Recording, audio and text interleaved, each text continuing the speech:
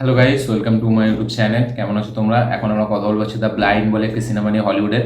তো এই সিনেমাটি দেখলাম, কেমন লাগলো এই সিনেমাটি সেটা নিয়ে কথা বলবো। তো চলো ভিডিওটা শুরু করা যাক।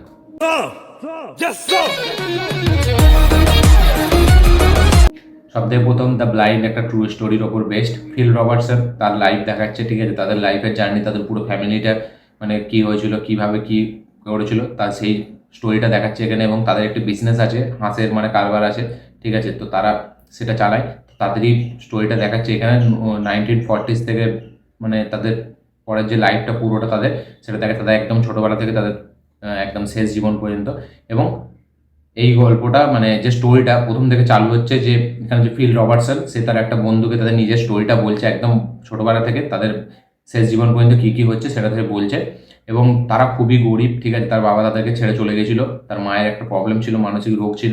তো সে ফাইনালি সেটা থেকে কিভাবে উঠে, ঠিক আছে, তার লাইফটা কিভাবে কি করে, এটা নিয়ে পুরো গল্পটা, এটার জন্যই পুরো সিনেমাটি দেখতে হয়। সবথেকে প্রথম এই সিনেমাটি সবার জন্য নয়, কারণ এই সিনেমাটি এতটা স্লো পেস একটা সিনেমা, ঠিক আছে, সিনেমাটি দেখার জন্য মাঝখানে হয়তো কেউ কুইট করে দেবে এবং সিনেমাটি আর দেখবে না। সত্যি বলছি, এতটা স্লো সিনেমাটি।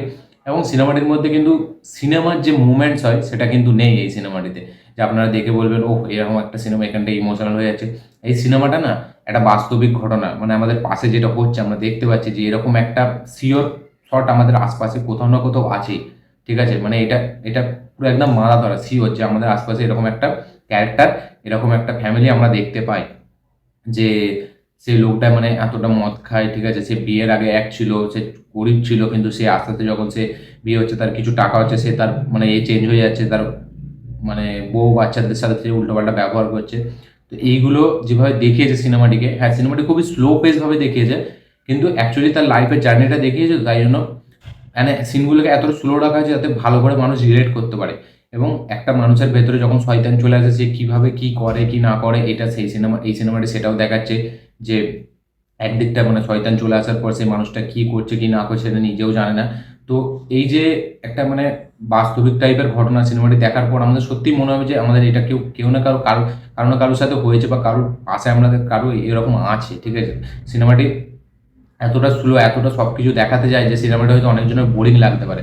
আমার সিনেমাটি যেহেতু প্রথম দিকে আমি ভেবেছিলাম যে সিনেমাটি অন্য দিকে ঘুরবে, ঠিক আছে, কিন্তু ঠিক সিনেমাটি সেই রকম যায়নি। সিনেমাটি অ্যাকচুয়ালি অন্য দিকে যায়নি, একদম স্ট্রেট চলে, একদম পুরো লাইফের এটাকে দেখায়, ঠিক আছে। যেখান থেকে আমি ভেবেছিলাম যে হয়তো অন্যভাবে ট্রিট করবে, কিন্তু না, সিনেমাটি একদম স্ট্রেট ফরওয়ার্ড রাখা হয়েছে, একদম সিম্পল রাখা হয়েছে, যে তার লাইফে কী কী হয়েছিল, কী হয়েছে, এবং পরে সে কী রিয়েলাইজ করছে একটা সময় পরে, সে নিজে রিয়েলাইজ করছে সে কী কী ভুল করেছে, ঠিক আছে, এবং সে সেই ভুলটা থেকে সরে সে একটা নতুন লাইফ নতুনভাবে বাঁচার চেষ্টা করছে। এবং সেই কাহিনীটাই তার বন্ধুকে শোনাচ্ছে, এবং যে বন্ধুটাকে শোনাচ্ছে সেও একটা সময় তার খারাপের সময় তার সাথে ছিল, এবং সেও অনেকটা হয়তো দায়ী এই খারাপের জন্য, কিন্তু সে ভালো, সে অ্যাজ এ বন্ধু ছিল, সে এত কিছু ভাবেনি। তো সে কোথাও না কোথাও গিয়ে পরে গিয়ে রিয়েলাইজ করছে, এবং সেও অ্যাকচুয়ালি ভালো হওয়ার চেষ্টা করছে, এবং তারপর থেকে এই ঘটনাটা শোনার পর সেও ভালো হচ্ছে। এবার এই সিনেমাটি হচ্ছে একটা মানুষের মানে লাইফের, তার রাইজ থেকে মানে তার ফল থেকে তার রাইজ, এবং তারপর রাইজ থেকে তার ফল, এটা দেখাচ্ছে।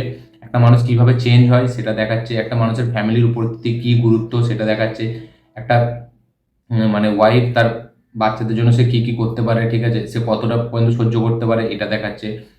জঙ্গলটাকে যেভাবে দেখিয়েছে এখানে, ঠিক আছে, তার যে শর্ট টেকিং, তার যে মানে ক্যামেরার কাজ, সেগুলো হেভি। মিউজিক তো মানে আউটস্ট্যান্ডিং, কিছু কিছু জায়গা আছে মিউজিক হয়ই না, ঠিক আছে, সেখানে শুধু কথা হয়, এবং সেখানে আমরা মিউজিকটা ফিল করতে পারি। মিউজিকটা হঠাৎ করে বন্ধ হয়ে যায়, আবার হঠাৎ করে চালু হয়ে যায়, এবং স্লো মিউজিক শুনতে হেভি লাগে কানে। যখন এই জঙ্গলের সিনটা আসে, আমরা ন্যাট জিও ওয়াইল্ড ডিসকভারির কথা মনে করায় আমাদেরকে, হেভিভাবে দেখিয়েছে। এবং গল্পটা আর একটু ফাস্ট গেলে হয়তো ভালো হতো, ঠিক আছে, যার জন্য অনেকজনের বোরিং লাগবে। আমার মোটামুটি ভালো লেগেছে সিনেমাটি, যেহেতু মেসেজটা খুব ভালো, ঠিক আছে, খুব একটা দারুণ মানে এটা দেখিয়েছে সিনেমাটি, তাই জন্য সিনেমাটি দেখতে মজা লাগে। এবার সবাইকে হয়তো ভালো নাও লাগতে পারে, আমি দেখলাম তাই জন্য আমি ভাবলাম আপনাদের সাথে শেয়ার করি। আপনাদের যদি পছন্দ হয় এই সিনেমাটি দেখবেন, ঠিক আছে। সিনেমাটিতে বেশি কিছু বলার মতো নেই, সিনেমাটি একটা লাইফের স্টোরি দেখাচ্ছে, ট্রু ইনসিডেন্টের ওপর বেস, ঠিক আছে, একদম সিম্পল স্টোরি, কী কী হচ্ছে কি না হচ্ছে এইসব দেখার জন্য সিনেমাটি দেখতে হবে, খুবই স্লো পেস। আপনারা দেখুন, যদি আপনাদের ভালো লাগে, দেখে অবশ্যই কমেন্ট করবেন যে আপনাদের কেমন লেগেছে। এবং যদি মনে করেন যে না দেখবেন না, সেটাও আমি বলবো ভালো, কারণ স্লো তো অনেকটা কাউকে নাও ভালো লাগতে পারে। তো অবশ্যই কমেন্ট করবেন যে আপনারা দেখে যে আপনাদের কেমন লেগেছে। আমার এই ভিডিওটি ভালো লেগে থাকলে অবশ্যই লাইক শেয়ার কমেন্ট করবেন। যারা যারা চ্যানেলে নতুন এসেছেন চ্যানেলটিকে সাবস্ক্রাইব করুন, বেল আইকনটি প্রেস করতে ভুলবেন না। দেখা হচ্ছে পরের ভিডিওতে, ততক্ষণের জন্য বাই।